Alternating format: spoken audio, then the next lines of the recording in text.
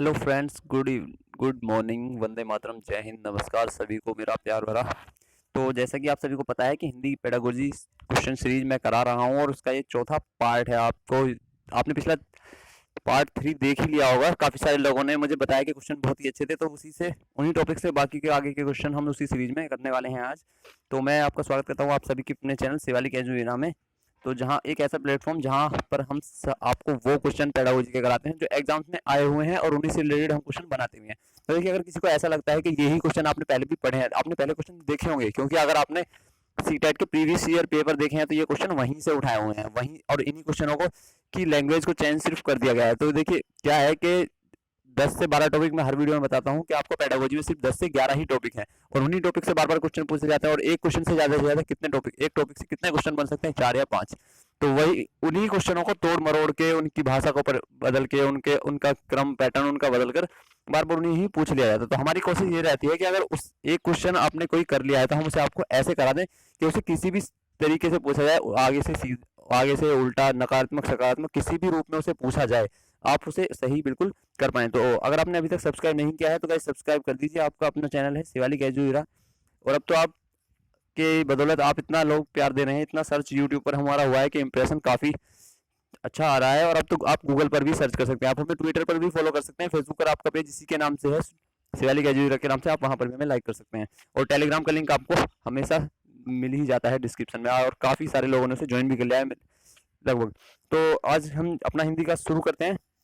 तो ये Hindi pedagogy class 4 है और क्वेश्चन 1 देखिए, मैंने पहले भी बताया कि अगर आपने ये क्वेश्चन रट लिए, ये ही क्वेश्चन आपने रट लिए, और रटना सिर्फ वैसे रटना नहीं कि इनका सीधे आंसर रट लिए, इनको समझ लिया कि ये क्वेश्चन क्या है, तो कहीं भी एक भी नंबर आपका नहीं जाने वाला है। 15 आउट ऑफ 15 आपके नंबर आने वाले हैं, बिल्कुल पूरे के पूरे। तो 15 में से 15 पेडागोजी के क्वेश्चन करने के लिए आपको हमारी सारी वीडियो पीछे की देखनी पड़ेगी। तो पीछे इससे पहले 3 वीडियो जा चुकी हैं जिनमें 45 क्वेश्चन हमने कवर कर लिए थे। आज का ये वीडियो फिर से 15 क्वेश्चन का ही है, क्योंकि मैं एक वीडियो में 15 ही क्वेश्चन कराता हूँ ताकि आपको ज़्यादा बोझ भी ना पड़े और आप जल्दी से जल्दी समझ भी सकें। तो पहले क्वेश्चन की तरफ बढ़ते हैं। तो कई सारे लोग पूछ रहे थे, मुझे कमेंट में किया था कि क्या पढ़ें। तो भाई कुछ मेरे दोस्तों कुछ पढ़ने की जरूरत नहीं है, इसके अलावा सिर्फ पेडागोजी के लिए यहाँ पर हो रही है।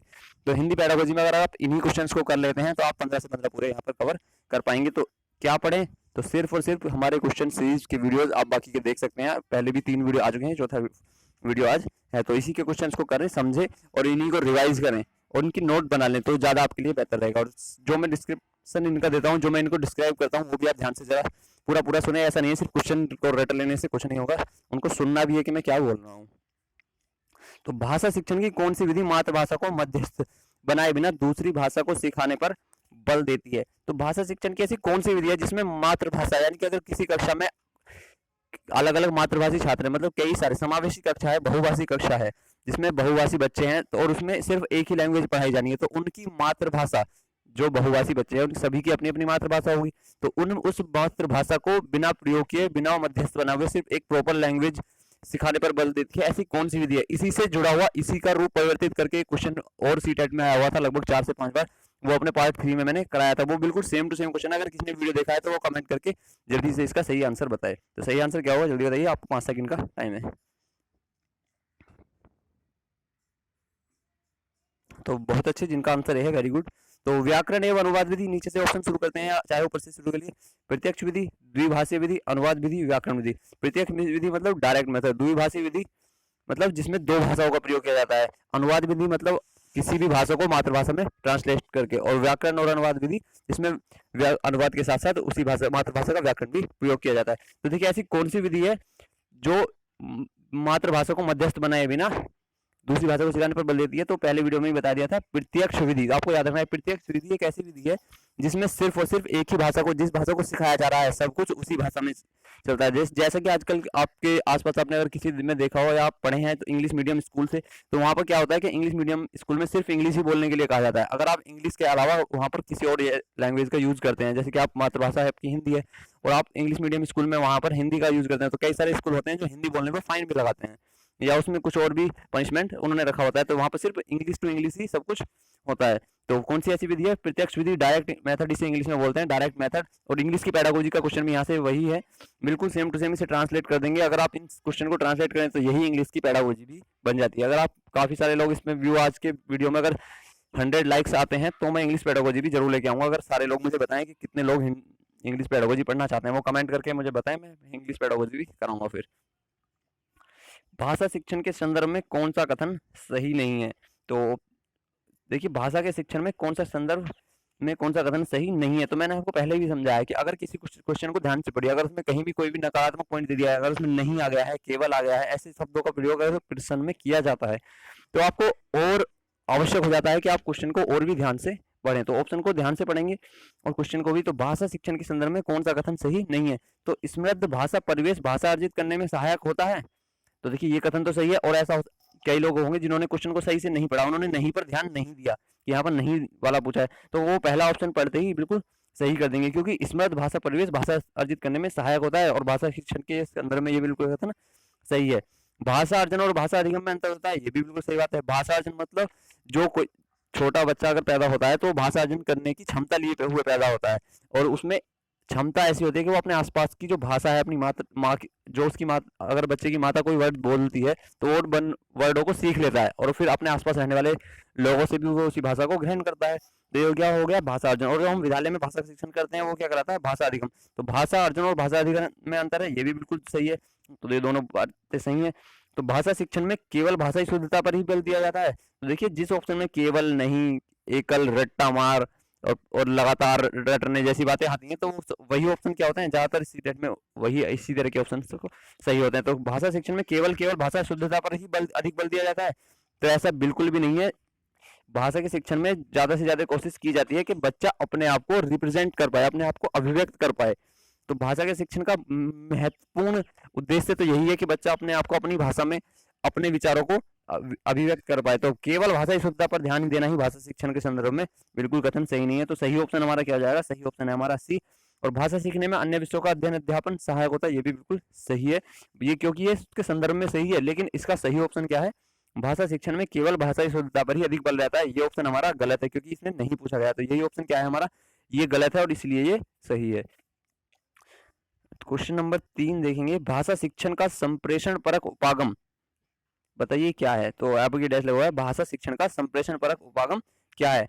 देखिए, बोलना कौशल पर बल देता है, भाषाई संरचनाओं की जानकारी पर बल देता है, संदर्भ में भाषा प्रयोग की कुशलता पर बल देता है, और मातृभाषा प्रयोग का निषेध करता है। तो भाषा शिक्षण का संप्रेषण मतलब जो आपसी बातचीत होती है, कम्युनिकेशन, वही क्या है? संप्रेषण। कम्युनिकेशन, संप्रेषण आप समझ सकते हैं। तो निषेध मतलब मातृभाषा प्रयोग का निषेध, ये तो बिल्कुल खत्म ही हो गया, क्योंकि मातृभाषा का निषेध तो कर ही नहीं सकते। बच्चे को मातृभाषा बोलने की पूरी अभिव्यक्ति करने की पूरी आजादी है। तो मातृभाषा निषेध वाला ये ऑप्शन हमारा क्या हो जाएगा? ये पहले ही ऑप्शन गलत, नीचे से पहला ऑप्शन गलत।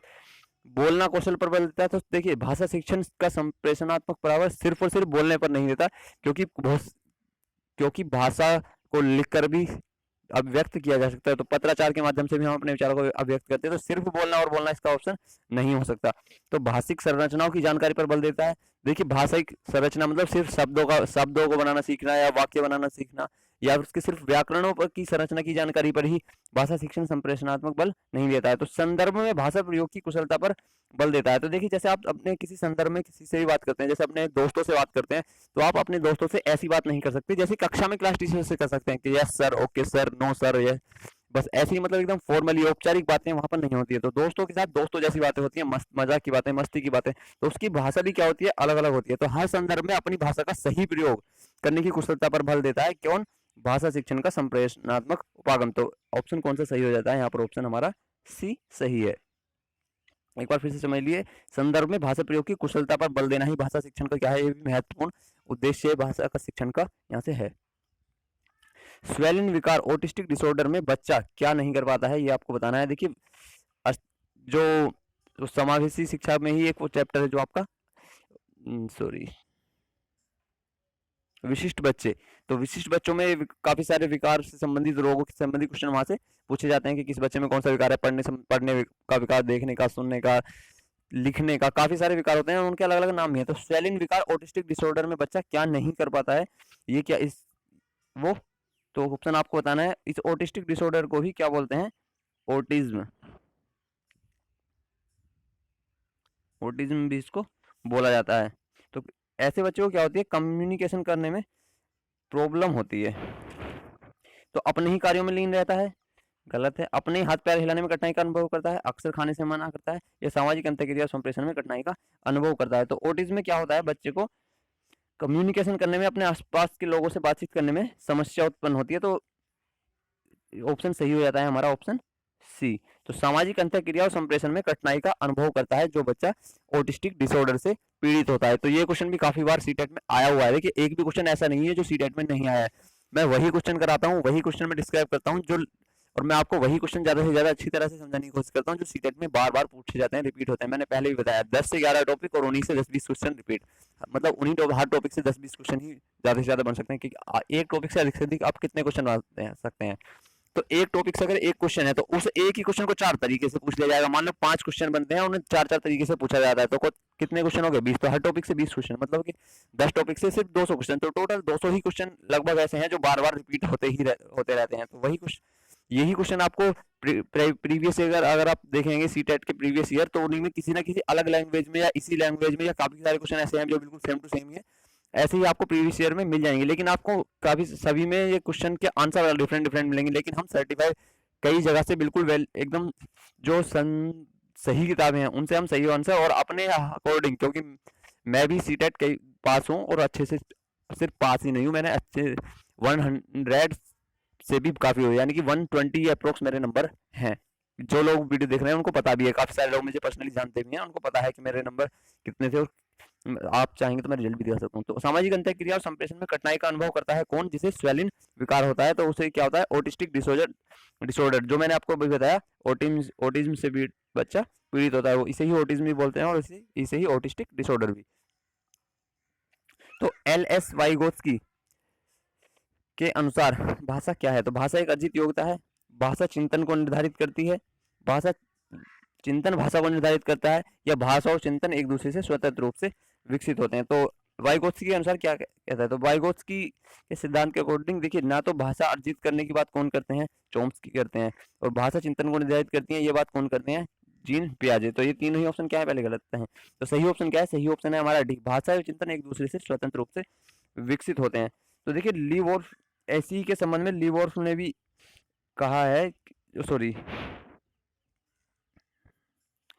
जो ये जो बात कही है, एक मिनट में दिखाता हूँ, ये भाषा चिंतन को निर्धारित करती है, ऐसा किसने कहा है, ली वॉर्फ ने। तो यहाँ से आपको एक और क्वेश्चन याद कर लेना है, नाम है उनका ली वॉर्फ। तो ली वॉर्फ ने ये बात कही है कि भाषा चिंतन को निर्धारित करती है, तो जैसी जिसकी भाषा होगी वो उसी के अकॉर्डिंग उसका चिंतन भी होगा। तो हमारा लेकिन हम इस क्वेश्चन में आते हैं वाइगोत्स्की के अकॉर्डिंग, वाइगोत्स्की के अनुसार भाषा और चिंतन एक दूसरे से स्वतंत्र रूप से विकसित होते हैं। देखिए जब वाइगोत्स्की ये कहता है कि जब बच्चे का विकास होता है, तो जब वो छोटा होता है तो 3 वर्ष तक भाषा और चिंतन एक दूसरे के समानांतर रूप से चलते रहते हैं। जैसे भाषा यहाँ पर चल रही है तो उसी के समानांतर चिंतन भी चलता रहेगा, और जब बच्चा 3 साल का हो जाएगा तो ये दोनों क्या होंगे, एक दूसरे से मिल जाएंगे। तो यहाँ तक वो समानांतर चलेंगे और फिर ये आगे जाके मिल जाएंगे।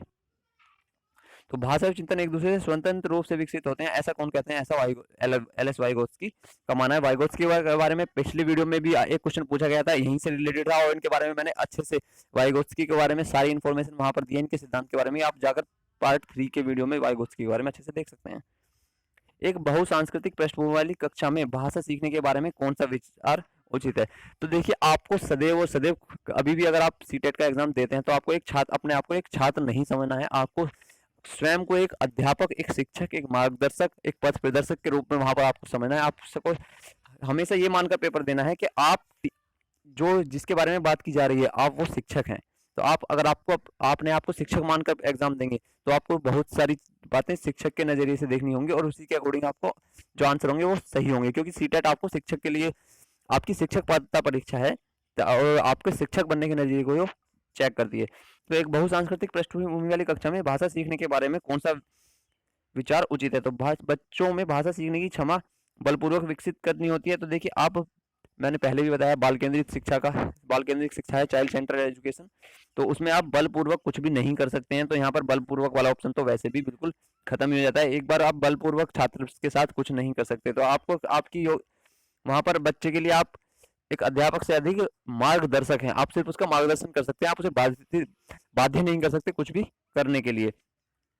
तो अधिकाधिक पुस्तकों का निर्माण किया जाए, तो ऐसा भी नहीं है कि बहुत सारी पुस्तकें अगर बच्चे को देखनी कि जितनी भाषिकता वाली जितने भाषी बोल बच्चे हैं, मतलब जितनी अलग अलग भाषाओं वाले बच्चे अगर इस विद्यालय में हैं, तो उन सभी की भाषाओं में उन्हीं को पुस्तकें, जैसे अगर कोई 4 वर्ग हिंदी बोलने वाले हैं तो उन्हें हिंदी मीडियम की किताबें, इंग्लिश वाले हैं तो इंग्लिश मीडियम, अरबी बोलने वाले हैं तो अरबी की किताबें, या कोई फ्रेंच बोलने वाला है तो फ्रेंच की किताबें। ऐसा नहीं है कि अधिकाधिक पुस्तकों का निर्माण करना है, तो ऐसा भी नहीं किया जा सकता। तो भाषा सीखने के लिए व्याकरणिक नियमों का और की ओर अधिकाधिक प्रयोग होना चाहिए। तो देखिए, आप भाषा सिखाने के लिए सिर्फ और सिर्फ नियम ही काफी नहीं है, तो भाषा का यूज करना भी सबसे ज्यादा जरूरी है। यहाँ से इससे बिल्कुल मिलता जुलता, मतलब इसी की तरीके का एक क्वेश्चन मैंने पहले वीडियो में आपको बताया था। मैंने बार बार कहता हूँ कि क्वेश्चन रिपीट होते रहते हैं अलग अलग लैंग्वेज में। तो भाषा सिखाने के लिए व्याकरणिक नियमों का और अधिकाधिक प्रयोग होना चाहिए। तो सिर्फ और सिर्फ आप बच्चों पर नियम भी नहीं ला सकते हैं। तो भाषा परिवेश का निर्माण किया जाए ताकि भाषा अर्जन को सहज स्थिति बनाया जा सके। तो हमारा सही ऑप्शन क्या है? सही ऑप्शन है हमारा डी, भाषा परिवेश का निर्माण किया जाए ताकि भाषा अर्जन की सहज स्थिति बन सके। देखिए, जितना सही परिवेश होगा उतनी ही सही भाषा होगी। अगर बच्चे के आसपास में सही शब्दों का उच्चारण होगा, वो बार बार सही शब्दों को सुनेगा, उसके परिवेश में सही शब्दों का उच्चारण होता है, सही वर्तनी और सही संदर्भ में शब्द बोले जाते हैं, तो उसकी भाषा का क्या होगी? उतनी ही भाषा उसकी विकसित होगी, उतना ही भाषा उत्कृष्ट उसकी होगी। तो क्वेश्चन नंबर 7 की तरफ चलते हैं। बच्चे भाषा सीखने की क्षमता के साथ पैदा होते हैं, यह मुख्यतः किसका विचार है? आपको बताना है। तो बच्चे भाषा सीखने की क्षमता के साथ पैदा होते हैं, मुख्यतः यह किसका विचार है, ये बताइए। तो यही क्वेश्चन क्या है जो मैंने पहले भी आपको थोड़ा सा बताया, भाषा अर्जन की क्षमता किसमें होती है? जब बच्चा पैदा होता है तो वो भाषा सीख के पैदा नहीं होता है, ना ही वो भाषा ग्रहण किए होता है, उसमें अर्जन करने की क्षमता होती है, उसमें ऐसी क्षमता है कि वो उसे अर्जित कर सकता है। क्या बोलते हैं? इनेट एबिलिटी। हम सभी में इनेट एबिलिटी है जो हम अपने आसपास की भाषा को अर्जित कर सके हैं, क्योंकि हम जो बोलते हैं वो हमसे पहले आसपास में, हमारे आसपास में हमारी माता पिता, पास घर परिवार संबंधी, दोस्त रिश्तेदार, ये पड़ोसी, ये सब उसी भाषा को बोलते हैं। तो जैसे माहौल में बचा रहता है उसी को वो एब्जॉर्ब कर लेता है, वो उसी को अर्जित कर लेता है। तो इनेट एबिलिटी हम सभी में होती है। तो कौन है? जीन पियाजे नहीं है, वाइगोत्स्की का भी अभी हमने बताया वो भी नहीं है, पावलोव भी नहीं है। तो कौन? हमारा सही आंसर क्या है? नोम चॉम्स्की, जो कि एक भाषा वैज्ञानिक है। उनके बारे में पहले भी क्वेश्चन से यहाँ पर मैंने बताया था। और जो भाषा अधिग्रहण यंत्र, जो मैं अपने पिछले वीडियो में बताना, सॉरी आपको भूल गया था, मैं बता भी रहा था तो, लेकिन वो सही नाम याद नहीं आया उस टाइम पे। तो भाषा अधिग्रहण यंत्र का जो है वो इन्होंने ही दिया है। जो इन्होंने बताया था कि गले में एक भाषा अधिग्रहण यंत्र होता है जो भाषा को ग्रहण कर लेता है, लेकिन ऐसा वैज्ञानिक अकॉर्डिंग ऐसा अंदर कुछ भी नहीं मिला है, हमारे गले में ऐसा कुछ नहीं है, ये तो सब प्राकृतिक ही है। तो इनेट एबिलिटी किसके अकॉर्डिंग है? Noam Chomsky. तो नोम चॉम्स्की से रिलेटेड ये ही इंपॉर्टेंट क्वेश्चन कई बार बन जाता है। सिर्फ अर्जन क्षमता, अगर आप समझ जाए क्वेश्चन को पढ़ के कि ये अर्जन क्षमता की बात कर रहा है, यहाँ पर देखिए सीखने की क्षमता, तो सीखने की क्षमता मतलब अर्जन क्षमता के साथ ही तो भाषा को परिवर्तित किया गया है, ना कि क्वेश्चन को। तो कौन है? नोम चॉम्स्की है। नेक्स्ट क्वेश्चन की तरफ चलते हैं। तो लोकगीतों को भाषा की कक्षा में स्थान दिया जाना चाहिए, क्योंकि तो लोकगीत जो होते हैं, लोकगीत मतलब जो जहाँ पर विद्यालय है उसके आसपास का जो माहौल है, उसका सांस्कृतिक सामाजिक जो भी उसकी पृष्ठभूमि है, वहीं से रिलेटेड लोकगीतों का प्रयोग भाषा की कक्षाओं में किया जाना चाहिए। क्योंकि तो क्या है ऑप्शन? तो आपको सही बताना है। तो इससे बच्चे सांस्कृतिकगत विशेषताओं से परिचित होते हैं। लोकगीतों को बढ़ावा देना भाषा शिक्षण का मुख्य उद्देश्य है। लोकगीत गाए जा सकते हैं, केवल लोकगीत के माध्यम से पारंपरिक मूल्यों की शिक्षा दी जा सकती है। तो आपको वो ऑप्शन छांटना है जो बिल्कुल सही है और सबसे अच्छे जिसका प्रभाव पड़ सकता है। देखिए, सीटेट के अकॉर्डिंग हम एनसीईआरटी कहता है कि सही में से भी सर्वश्रेष्ठ आपको छांटना है। ऐसा हो सकता है कि कैसा हो सकता है चारों ही ऑप्शन आपको सही लगे, लेकिन सही में भी आपको सर्वश्रेष्ठ ऑप्शन, आपको सही सर्वश्रेष्ठ उत्तर ही आपको सीटेट वालों यानी कि एनसीईआरटी को सही आंसर ही बताना है। तो और ये आपके नजरिए से नहीं, एक शिक्षक के नजरिए से, आपको स्वयं को एक सिर्फ छात्र नहीं शिक्षक मानकर पेपर देना है। तो इस केवल लोकगीतों के माध्यम से पारंपरिक मूल्यों की शिक्षा दी जा सकती है? तो ऐसा बिल्कुल भी नहीं है कि सिर्फ लोकगीत ही एक ऐसा माध्यम नहीं है कि पारंपरिक मूल्यों की शिक्षा दी जाए। इसके अलावा भी बहुत सारे हैं, नुक्कड़ नाटक के बहुत सारे ऐसी चीजें हैं जिनके द्वारा पारंपरिक मूल्यों की शिक्षा दी जा सकती है। तो ऑप्शन हमारा डी गलत हो जाता है। तो लोकगीत गाए जा सकते हैं। तो देखिए, लोकगीत हम सभी जानते हैं कि लोकगीत गाए जा सकते हैं, लेकिन ऐसा भी बिल्कुल नहीं है कि सिर्फ लोग गाए जाने की वजह से ही उन्हें भाषा में स्थान दिया जाना चाहिए। तो हम बच्चों को भाषा लोकगीतों की भाषा को स्थान तो दिया जाना चाहिए, लेकिन इसलिए नहीं कि सिर्फ वो गाए जा सकते हैं, गाए जाने की वजह से ही उन्हें भाषा में उनका सिर्फ योगदान, ऐसा नहीं हो सकता है। तो लोकगीत गाए जा सकते हैं, ये ऑप्शन भी गलत होगा। तो लोकगीतों को बढ़ावा देना भाषा शिक्षण का मुख्य उद्देश्य है। तो मैं आपको भाषा शिक्षण के उद्देश्य बीच बीच में कई क्वेश्चंस में आते रहते हैं, मैं बताते रहता हूँ। सबसे मेन उद्देश्य तो यही है कि बच्चा हर संदर्भ में, प्रत्येक संदर्भ में बच्चा अपने आप को प्रस्तुत कर पाए, अभिव्यक्त कर पाए, रिप्रेजेंट कर पाए, वही क्या है भाषा शिक्षण का सर्वश्रेष्ठ उद्देश्य है। सिर्फ लोकगीतों को बढ़ावा देना ही मुख्य उद्देश्य नहीं है। तो ऑप्शन बी भी हमारा गलत होता है। सही ऑप्शन हमारा क्या बचता है? सही ऑप्शन हमारा ए, इससे बच्चे सांस्कृतिक विशेषताओं से परिचित होते हैं। तो लोकगीतों का सिर्फ इतना योगदान भाषा की कक्षा में हो सकता है कि वहाँ की जो संस्कृति है, उन बच्चों से रिलेटेड, उन बच्चों से जुड़ी हुई उनकी जो पृष्ठभूमि है, सांस्कृतिक पृष्ठभूमि है, उसके बारे में सांस्कृतिक विशेषताएं, जो उनकी संस्कृति की विशेषताएं हैं, वो सब लोकगीतों के माध्यम से सिखाई जा सकती हैं। सुलेखा ने पाठ को पढ़ते हुए जीवन को जिंदगी पढ़ा, यह इस ओर संकेत करता है कि। तो देखिए, कोई छात्र है या छात्रा है जो एक शब्द को दूसरे शब्द के रूप में पढ़ रही है, जैसे जीवन को जिंदगी उसने यहाँ पर पढ़ लिया, तो यह किसकी तरफ संकेत कर रहा है? वह अक्षर पहचान की बजाय अर्थ को समझे हुए पढ़ रही है। उसे अक्षरों की पहचान में भ्रम हो जाता है, उसे केवल पठन अभ्यास की बहुत आवश्यकता है।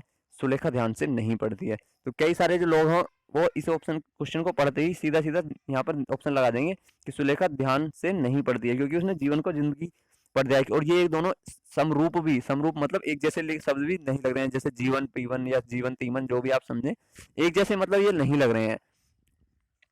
तो कई सारे लोग देख समझेंगे इसका ऑप्शन यही लगाएंगे डी के सुलेखा ध्यान से नहीं पढ़ती, लेकिन ऐसा नहीं है। तो ऑप्शन ये सही ऑप्शन इसमें है, वह अक्षर पहचान की बजाय अर्थ को समझे हुए पढ़ रही। देखिए, जीवन का ही अर्थ क्या है? जिंदगी है। आप जीवन को जिंदगी बोलिए, लाइफ बोलिए, जो कुछ भी बोलिए, लेकिन वो क्या कर रही है? वो अक्षर पहचान के अर्थ को समझे हुए पढ़ रही है। उसका वो सिर्फ पढ़ने पर ही उसका ध्यान नहीं है, वो साथ ही साथ उसका अर्थ ग्रहण भी कर रही है। तो पहचान में ना तो उसे पहचान की भ्रम है, पहचान भ्रम मतलब डिसलेक्सिया नाम का जो फॉल्ट है। आप डिसलेक्सिया के बारे में आपने पहले भी पढ़ा है, मैंने पहले भी समझाया था कि डिसलेक्सिया क्या है। डिसलेक्सिया एक वो विकार है जिसमें गोड़ को डोग यानी कि शब्दों के क्रम में परिवर्तन हो जाता है, भ्रम बच्चे को पैदा हो जाता है, जिससे उसे सही पता नहीं रहता कि वो क्या पढ़ रहा है। मतलब कि डोग को काव को वॉक पढ़ लेगा, या गो को ओग पढ़ लेगा, बी को डी जैसा पढ़ेगा, सी को ई जैसा पढ़ेगा, मतलब अक्षरों की पहचान में भ्रम, वो क्या होता है? डिसलेक्सिया। तो अक्षरों की पहचान में भ्रम हो जाता है, ये भी बिल्कुल गलत है। केवल पठन अभ्यास की बहुत आवश्यकता है, ऐसा भी नहीं है कि उसे वो सिर्फ जीवन को जिंदगी पढ़ा है, बाकी पूरा तो चैप्टर सही पढ़ा होगा। तो जीवन को जिंदगी पढ़ने से मतलब है कि वो अक्षर पहचान की बजाय उसके अर्थ को समझ रही है। जीवन का अर्थ क्या है? जिंदगी, और वो अर्थ को ग्रहण करते करते हुए पढ़ रही है। मैंने चाट खाई और फिर मैंने हंसी, निर्मला का यह भाषा प्रयोग मुख्यतः शर्मिला का यह भाषा प्रयोग मुख्यतः किसकी ओर संकेत करता है?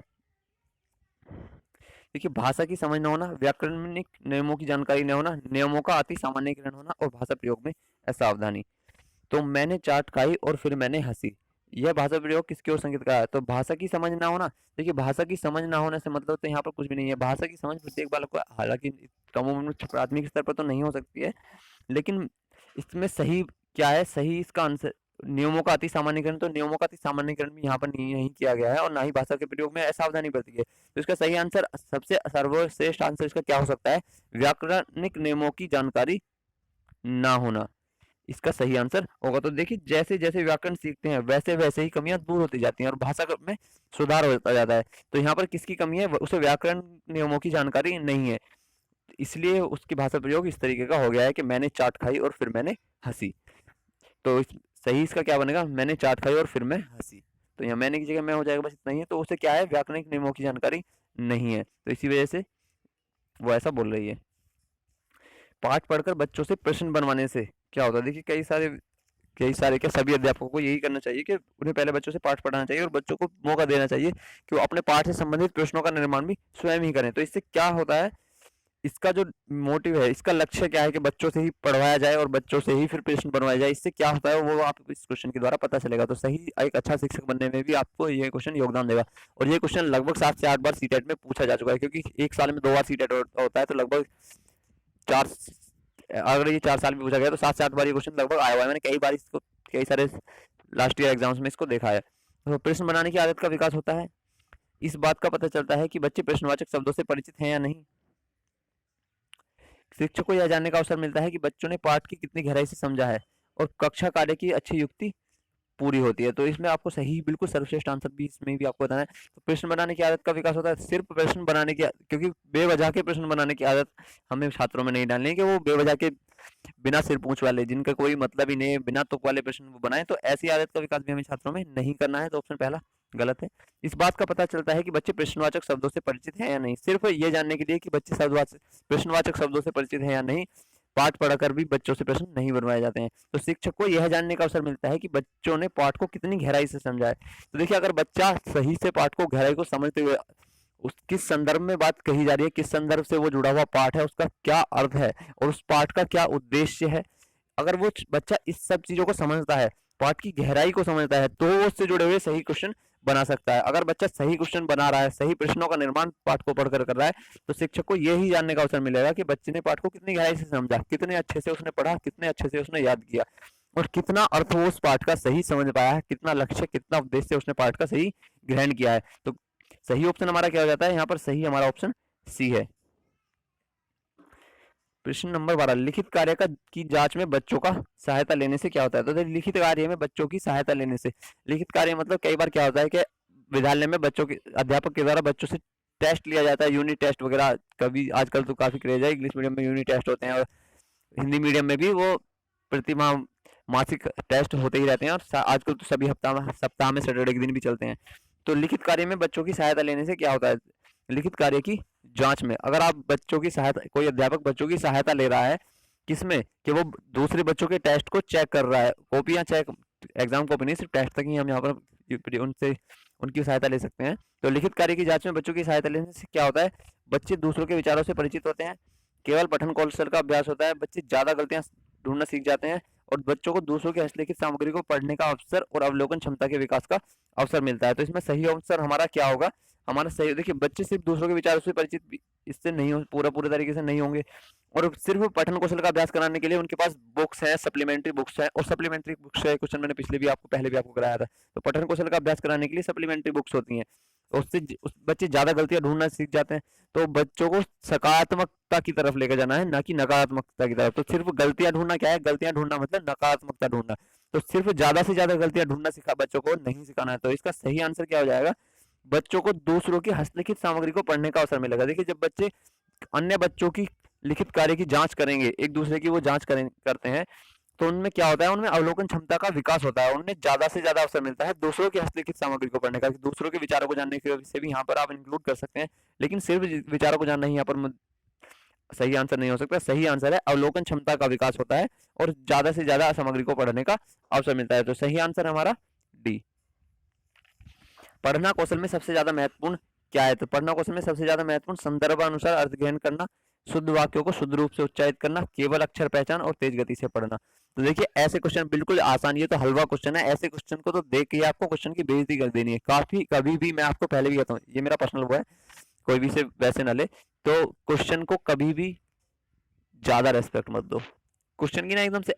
अरे मेरे स्टूडेंट हो यार, इतना तो बनता ही है कि पढ़ते ही क्वेश्चन की बेइज्जती कर दो, सही आंसर क्वेश्चन के मुंह पे दे के मारो।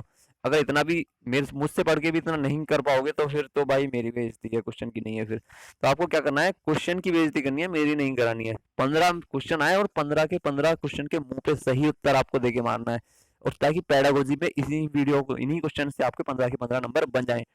तो पढ़ना कौशल में सबसे ज्यादा महत्वपूर्ण क्या है? तेज गति से पढ़ना। देखिए, ज्यादा इंपॉर्टेंट नहीं है तेज गति से पढ़ना, मतलब आप प्रैक्टिस करके तेज तो पढ़ सकते हैं, लेकिन ये महत्वपूर्ण नहीं है कि आप तेज गति से पढ़ते हैं। केवल अक्षरों की पहचान में हमारा क्या है? सिर्फ और सिर्फ अक्षरों की पहचान करना ही पढ़ना कौशल के बारे में ज्यादा महत्वपूर्ण नहीं है। और ऐसा भी नहीं है, देखिए बच्चा है, बच्चा के कोई भी है जो भाषा का शिक्षण कर रहा है या भाषा का अधिगम कर रहा है, तो अशुद्धियां होना स्वाभाविक है। सभी, अगर हम कोई चीज नहीं सीखते हैं तो उसमें अशुद्धियां सभी से होती हैं। ये तो कहावत भी है कि इंसान गलतियों का पुतला है, तो गलतियां तो सीखते हो। अगर कोई चीज, अगर आप कुछ सीख रहे हैं और आपसे गलतियां नहीं हो रही हैं, तो इसका मतलब है आप उस पर ध्यान ही नहीं दे रहे हैं, आप सिर्फ उसे कॉपी मार रहे हैं सेम टू सेम, आप उसे समझ नहीं रहे हैं। अगर आप समझेंगे, समझ के किसी चीज को सीखेंगे, तो गलतियां होना स्वाभाविक है, एक दो गलतियां होती हैं, और उन्हीं गलतियों के सुधार से ही आप तप कर सोने से कुंदन बनते हैं। तो इसका सही उत्तर हमारा क्या होगा? संदर्भ के अनुसार अर्थ ज्ञान करना। देखिए, अगर आप कुछ भी पढ़ रहे हैं तो कई सारे शब्द होते हैं जिनका अलग अलग प्रयोग अलग अलग संदर्भ में करने पर उनका अर्थ परिवर्तित हो जाता है। जैसे कनक है, और आपने कल सुना होगा, कनक कनक सोगुनी मादकता अधिकार।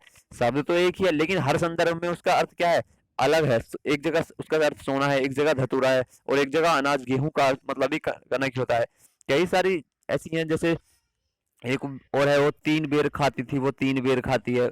ऐसी एक इसमें बेर का मतलब, एक बार बेर का मतलब है टाइम, क्या मतलब कितनी बारी से, कि 3 बार खाना खाने वाले से मतलब है। और एक बार बेर का मतलब है 3 बेर खाते हैं, मतलब सिर्फ जो बेरी नहीं होती है झाड़ी में लगती है, बेर होता है, आप खाते होगा बेर आपने, वो बेर जो होता है सिर्फ 3 बेर खाने का मतलब। तो 3 बेर मतलब 3 बार खाना, और 3 बेर मतलब सिर्फ 3 बेर खाना, 3 फल छोटे खाना। तो जैसा संदर्भ हो उसका वैसा ही अर्थ ग्रहण करें। ये क्या है, ये सबसे ज्यादा पढ़ना कौशल में महत्वपूर्ण है। तो सही आंसर हमारा हो जाएगा यहाँ पर ए। देखिए मैं कई बार आपसे कहता रहता हूँ, और काफी सारे लोग ना बच्चों बालकों को हल्के मिल जाते हैं। पहले ही मैंने कहा था, बच्चे समझे नहीं। मैंने पहले लोगों को सिर्फ ऑनलाइन नोट्स प्रोवाइड कराए थे, यूट्यूब पे मैंने नहीं पढ़ाया था। ऑफलाइन मैंने कुछ बच्चों को पढ़ाया था, जिनको भी मैंने पढ़ाया मेरा रिजल्ट तो 100% रहा। 100% से मतलब अगर मैंने 1 पढ़ाया तो वो 1 पास, 2 पढ़ाया तो 2 पास, 4 पढ़ाए तो 4 पास। ये नहीं है कि 1000 पढ़ाए हजारों पास। इसमें हालांकि मैं इतना बड़ा कोई टीचर नहीं था, ना ही अभी भी हुआ आपके सामने, सिर्फ आपको थोड़ा बहुत जो भी अपना ज्ञान है वो आपको बात आपके साथ शेयर कर रहा हूँ। तो बात त्रुटियां तो देखिए मुझसे भी हो जाती हैं। तो उसी से क्वेश्चन, भाषा सीखने में जो त्रुटियां होती है वो क्या होती हैं, नीचे से देखेंगे ऑप्शन। तो वो बच्चों की त्रुटियों की ओर संकेत करनी है, उन्हें जल्दी से दूर करना चाहिए, उन्हें कठोरता से लेना चाहिए, और वे सीखने की प्रक्रिया का स्वाभाविक हिस्सा होती हैं जो समय के साथ दूर होने लगती हैं। तो सही आंसर क्या होगा ये आपको बताना है कमेंट करके इस 5 सेकंड में। तब तक मैं कुछ और बातें कर लेता हूँ। तो देखिए मैंने पहले भी अभी आपको मैं डिस्क्राइब कर ही रहा था। तो सीखना क्या है, सीखने में जो गलतियां होती हैं वो क्या होती हैं, स्वाभाविक होती हैं, जो समय समय के साथ दूर हो जाती हैं। तो बाकी के तीनों ऑप्शन ये क्या है, गलत है। और सही उत्तर हमारा क्या है, सही है ए। तो देखिए सीखना स्वाभाविक, सीखने में गलतियां होना स्वाभाविक है। अगर आप कुछ सीखेंगे तो गलतियां भी करेंगे, ये मैंने पहले ही बताया। अगर आप साइकिल भी चलाने सीखते हैं तो आपने कई बार अपनी कोहनी छिलवाई होगी, कई बार अपने घुटने फुड़वाए होंगे, छिलवाए होंगे, कई बार गिरे होंगे, साइकिल तोड़ी होगी, बहुत सारे ऐसी गलतियां हैं जो आपने की होंगी। तो सीखने में गलतियां होना स्वाभाविक है, और ये समय समय के साथ दूर होती हैं। और आज आप इतनी फर्राटेदार साइकिल और बाइक और बाकी पता नहीं, आप हो सकता है अभी तक आप जहाज भी उड़ाने लगे, तो इसका तो मैं कुछ नहीं जानता। लेकिन आपने जो सीखना शुरू किया होगा तो काफी गलतियां की होंगी। कई बार अगर आपने बाइक भी सीखी है तो देखे मारी होगी सड़क में बाइक, कहीं ना कहीं किसी को ठोक दिया होगा, या दीवार में बाइक ठोक दी होगी, घुमा रहे हैं बाइक गिर गई होगी। तो कई सारी ऐसी गलतियां होती जाती हैं। तो सीखने ये मेरा यहाँ सिर्फ बाइक से मतलब नहीं, यहाँ पे सभी पक्षों के सीखने से, अगर आप कुछ भी सीख रहे हैं तो गलतियां क्या है, स्वाभाविक है। इस बात को ध्यान रखिए कि गलतियां स्वाभाविक होती हैं, और जो सीखने के साथ साथ दूर होने लगती हैं। तो भाषा सीखने में जो त्रुटियां होती हैं वो क्या है, स्वाभाविक है, और धीरे धीरे दूर हो जाएंगी। तो आज का लास्ट प्रश्न यही है कि मैं, क्योंकि मैं हर वीडियो में 15 क्वेश्चन कराता हूँ, और वीडियो को देखिए आपको क्वेश्चन पसंद तो आते हैं, लेकिन आप क्या करते हैं, उसको सिर्फ क्वेश्चन को पढ़ के स्क्रीनशॉट मारा या लिख लिया, नोट कर लिया, और सही आंसर देख लिया कि यही सही आंसर है। सिर्फ आंसर्स को रटने से कुछ नहीं होगा। उसको जो मैं बताता हूँ, जिन संदर्भ में मैं समझाता हूँ, जिस तरीके से मैं उसको की व्याख्या करता हूँ, वो आप समझना ज्यादा जरूरी है। सिर्फ क्वेश्चन रटने से कुछ नहीं है। क्वेश्चन 10 आप रट लें तो जरूरी नहीं 10 के 10 क्वेश्चन आए, लेकिन अगर आपने 10 क्वेश्चन को समझा है तो उन 10 क्वेश्चन से जुड़ा हुआ कुछ भी उन्हें कैसे भी तोड़ मरोड़ के सीट टेट में एनसीईआरटी पूछ लेता है, आप उसका सही आंसर तभी दे पाएंगे जब आप उसको सही से समझते हैं। तो सही समझने से मतलब जब आप बिल्कुल पूरा वीडियो शुरू से लेकर लास्ट तक देखें, उसकी सही व्याख्या को सुने। तो किसी भाषा कक्षा में कहानी कथन की आवश्यकता के संदर्भ में कौन सा तर्क उचित नहीं है, तो फिर से नहीं वाला प्रश्न आ जाता है। नहीं, जिस प्रश्न में नहीं आ जाए उसको पढ़ना हमारे लिए क्या हो जाता है, 2 बार पढ़ना तो बनता ही है। जो किसी भाषा कक्षा में कहानी कथन की आवश्यकता के संदर्भ में कौन सा तर्क उचित नहीं है, तो सभी बच्चों की क्षमता अनुसार कल्पना शक्ति का विकास होता है, सभी बच्चों की भाषा सुनने का परिवेश मिलता है, सभी बच्चों की क्षमता को ध्यान में रखते हुए यह उचित नहीं है, और बच्चों को शब्द भंडार के विकास के अवसर प्राप्त होते हैं। तो आपको इसमें से सही आंसर छांटना है जो गलत है, तो गलत में सही आंसर आपको छांटना है। तो आपको बताना है कि कक्षा में भाषा कहानी कथन की आवश्यकता के संदर्भ में कौन सा तर्क उचित नहीं है। तो उचित तर्क जो नहीं है वही हमारा क्या है, वो सही हमारा सही आंसर है, मतलब जो गलत है वही हमारा सही है। तो सभी बच्चों की क्षमता के अनुसार कल्पना शक्ति का विकास होता है। देखिए अगर जब बच्चों को कहानियां सुनाई जाएंगी, तो अगर बच्चों को परी कथाएं सुनाई जाती हैं या और कोई प्रेरक कहानियां सुनाई जाती हैं, नैतिक कहानियां सुनाई जाती हैं, तो उनको में क्या होता है, वो अपने आप को उसी तरीके का देखने की कोशिश करते हैं। जैसे अगर बच्चे को आप कई बार भगत सिंह या सुखदेव राजगुरु इनसे क्रांतिकारियों से रिलेटेड कहानियां, महात्मा गांधी, जवाहरलाल नेहरू या अन्य किसी उदारवादी नेता की कहानियां, या झांसी की रानी की कहानियां सुनाते हैं लड़कियों को, तो कई सारे लोग क्या होते हैं, उन कहानियों से प्रेरित होते हैं ना, अपने आप को उसी रूप में ढालने की कोशिश करते हैं। तो आप किसी भी व्यक्तित्व यानी कि महान व्यक्तित्व की आप उन्हें कहानी सुनाते हैं, मतलब कहानी से है, यहाँ पर सिर्फ कहानी से मतलब समझिए, तो उनमें क्या होता है, वो अपने आप को उसी रूप में इमेजिन करते हैं, उसी रूप में अपने आप को भी वो देखते हैं, और वो फिर उन्हीं के का अनुकरण करने की भी कोशिश करते हैं। तो कहानियां, ये कथन क्या है, ये हमारा सही है, इसलिए ये हमारा उत्तर नहीं होगा, क्योंकि यहाँ पर नहीं पूछा है। तो ये ऑप्शन कहानी के कथन के संदर्भ में तो सही है, लेकिन हमारा उत्तर ये नहीं है। सभी बच्चों को भाषा सुनने का परिवेश मिलता है, तो बिल्कुल सही बात है, वहां पर जितने से भी बच्चों को भाषा सुनने का परिवेश मिलेगा कहानी के दौरान, तो ये भी ऑप्शन हमारा क्या होगा, वैसे सही है, लेकिन ऑप्शन हमारा गलत है। बच्चों को शब्द भंडार के विकास के अवसर प्राप्त होते हैं, ये भी हमारा ऑप्शन क्या है, भाषा का अक्षर के अकॉर्डिंग तो सही है, लेकिन प्रश्न के अकॉर्डिंग हमारा आंसर सही नहीं है। तो हमारा सही प्रश्न का सही उत्तर क्या होगा, तो किसी भाषा कक्षा में कहानी कथन की आवश्यकता के संदर्भ में कौन सा तर्क उचित नहीं है, तो सभी बच्चों की क्षमता को ध्यान में रखते हुए यह उचित नहीं है, ये बिल्कुल हमारा कथन गलत है। तो ये गलत है, इसलिए ही हमारा सही आंसर भी है। तो देखिए, कहानी जो होती है, कैसा भी बच्चा हो, छोटा बड़ा, आप ग्रेजुएशन पोस्ट ग्रेजुएशन भी करके फिर भी आपको कहानियां अभी भी पसंद आती होंगी। ऐसा हो सकता है कि आपका कहानियों का स्तर बदल गया हो, पहले आपको परी कथाएं पसंद आती थी, अब आप कोई नोवेल अच्छा सा पढ़ने लगते हो, जैसे भी आपको बड़ी कहानियां पसंद आती हैं। जैसे मुझे हातिम का किस्सा बहुत पसंद था और पूरा नोवेल मैंने लगभग कई बार पढ़ा है। और विलियम शेक्सपियर की हिंदी कहानियों का सभी हिंदी अनुवाद में उनकी कहानी मैंने सारी पढ़ी है, क्योंकि मैंने बीए में इंग्लिश थी नहीं, मैंने तो बीकॉम किया। तो काफी सारे नॉवेल्स मैंने भी पढ़े हैं, कहानियां मुझे अभी भी पसंद है। तो कहानियां जो होती हैं वो सभी के लिए उचित होती हैं, सभी कहानियों में सभी की रुचि होती है, कोई एग्जेप्शन के एक दो ही ऐसा अपवाद मिलेगा जिसे कहानियां पसंद ना आती हो। तो सभी बच्चों की क्षमता को ध्यान में रखते हुए यह उचित नहीं है, तो यहाँ पर भी नहीं बोला है, क्योंकि ये कथन उचित है, सभी के लिए कहानी उचित है, और ये कह रहा है कि उचित नहीं है, इसीलिए ये ऑप्शन हमारा क्या है, यही ऑप्शन हमारा सही होगा। तो अगर आपने अभी तक सब्सक्राइब नहीं किया है तो गाइज प्लीज सब्सक्राइब कर दीजिए। और ये भाषा अध्याय इसका 4 है, हिंदी पेडागोजी सीटेट 2020 के लिए। और मैं शिव खत्री सभी से ये रिक्वेस्ट करता हूँ कि सभी को ये वीडियो जरूर आप शेयर कीजिए ज़्यादा से ज़्यादा, ताकि सभी दोस्तों को पढ़ने का मौका मिले, सभी अभ्यर्थी सीटेट को पास कर अपनी भर्ती की राह, शिक्षक भर्ती की राह को में थोड़ा आगे बढ़ सकें, थोड़ा नहीं बहुत आगे, क्योंकि सीटेट आप पूरे देश में लागू सीटेट है, कहीं एक दो स्टेट को छोड़कर किसी कहीं पर भी पीआरटी केवीएस डीएसएसबी यूपी में सुपरटेट या रीट कहीं पर भी टीचर की वैकेंसी आती है तो आप सीटेट पास करने के बाद वहां पर अप्लाई कर सकते हैं। तो सभी के लिए बहुत ही इंपॉर्टेंट है। तो अगर आपने अभी तक सब्सक्राइब नहीं किया है तो सब्सक्राइब कर दीजिए और बेल आइकन दबा दीजिए, ताकि आपको आने वाले वीडियो के नोटिफिकेशन मिलते रहें। तो इसके साथ मैं बस यही कहना चाहूंगा कि वीडियो को ज़्यादा से ज़्यादा शेयर करिए, कमेंट करके बताइए अगर कुछ कमी लगती है क्वेश्चन का, मैं किसी आंसर का बाई चांस हो सकता है मुझसे भी गलतियां हो जाती है, हालांकि मैं पूरा जांच परख के ही क्वेश्चन लेके आता हूँ और सही उत्तर की व्याख्या भी आपको करता हूँ। फिर भी अगर आपको किसी चीज़ पर डाउट लगता है तो आप मुझसे कमेंट करके पूछ सकते हैं। आप हमारे टेलीग्राम चैनल को ज्वाइन, टेलीग्राम पे हमारा लिंक डिस्क्रिप्शन में दिया हुआ है, उस ग्रुप को ज्वाइन कर सकते हैं। ट्विटर पर आप हमें फॉलो कर सकते हैं शिवालिक एजुकेरा के नाम से ही, आप @शिवालिक एजुकेरा, और फेसबुक पर आपका अपना पेज, जहाँ पर डेली की डेली बहुत सारी पीडीएफ जो सभी एग्जाम से रिलेटेड होती हैं, सीटेट के लिए भी वहाँ पर पीडीएफ डलती रहती है, तो आप उसे वहाँ पर भी जाकर देख सकते हैं, वहाँ उस पर भी आप उसे फॉलो कर सकते हैं। तो बस यही कहना चाहूँगा कि इस वीडियो को अपने दोस्तों को सभी को शेयर कीजिए, और अपने सभी जितने कॉलेज के फ्रेंड्स हैं, ग्रुप हैं, अपने व्हाट्सएप स्टेटस पर, एजुकेशनल ग्रुप्स अगर आपके फ़ोन में है व्हाट्सएप पर तो उनमें, और अगर हाइक ट्विटर या कहीं पर भी आप इसको शेयर कर सकते हैं हमारा लिंक, तो उसके लिए हम आपके तहे दिल से शुक्रिया। ठीक है, नमस्कार, आज के लिए इतना ही, बहुत देर हो गया यार बोलते बोलते।